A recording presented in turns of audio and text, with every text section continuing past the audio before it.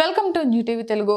AP మద్యం కుంభకోణం కేసులో రాజ్యసభ మాజీ సభ్యుడు విజయసాయిరెడ్డిని ఈడీ సుమారు 7.5 గంటల పాటు విచారించింది.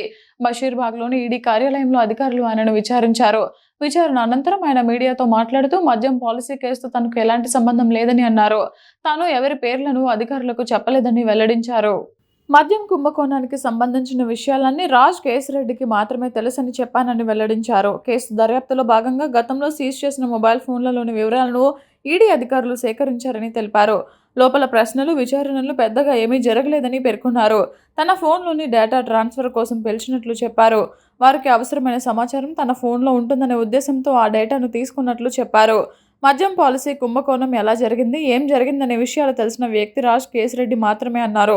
ఇప్పటి వరకు తాను ఆయన ఒక్కరి పేరు తప్ప ఎవరి పేరును చెప్పలేదని అన్నారు. సిట్ అధికారులకైనా, ఈడీ అధికారులకైనా తాను ఇదే విషయం చెప్పానని అన్నారు. తనను ఎవరు లక్ష్యంగా చేసుకున్నా భయపడే వ్యక్తిని కాదని వ్యాఖ్యానించారు. తిరుమల వెంకన్న సాక్షిగా తాను ఎలాంటి తప్పు చేయలేదని విజయసాయిరెడ్డి అన్నారు.